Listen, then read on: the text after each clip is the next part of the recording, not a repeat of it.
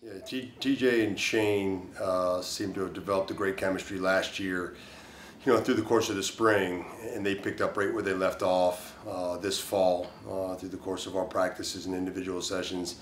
And we've been very encouraged with their play through the preseason. Both those young men have been extremely hardworking in their maturity, both on and off the field, through film evaluation and film work, and the way they've mentored and worked with the younger guys coming in has provided not just great talent, but great leadership coming into the spring this year.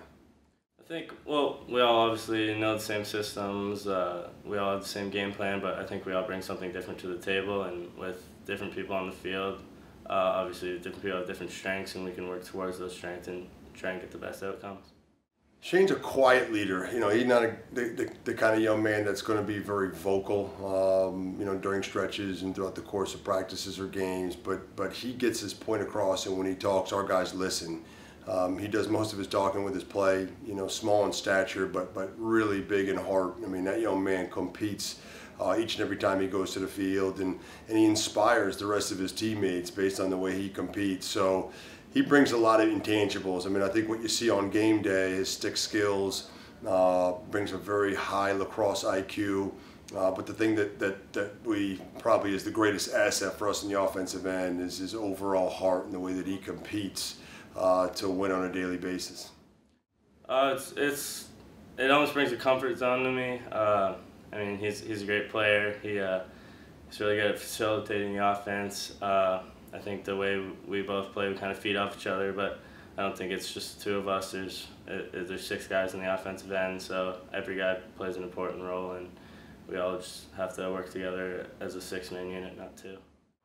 He knows a lot of guys at the attack that we've rotated through right now. I mean, Gavin Ahern comes to mind. He's done a great job. He's played down there in the last couple of years, both as a starter and coming off the bench, brings a tremendous amount of energy. Great lefty shooter. Matt Sexton, Kyle Bear are all in the mix at the attack. We've tried some different people through our first couple of scrimmages, and I think we're getting close to getting a starting lineup here and moving into Michigan. But to their credit, they've all done a great job, and along with some newcomers, including Danny Craig from up in Canada, have made a case for themselves into the starting lineup. So the good thing going into this year is I think we have a little bit more depth. We're going to miss Jack in all that he brought to the table in terms of his scoring output and his leadership.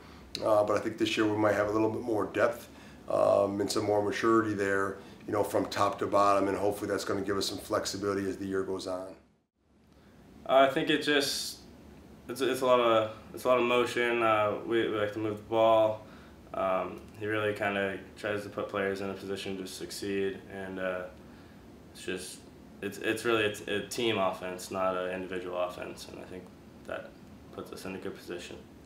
I still wouldn't say I feel quite as comfortable as I do playing the box back home, but it's definitely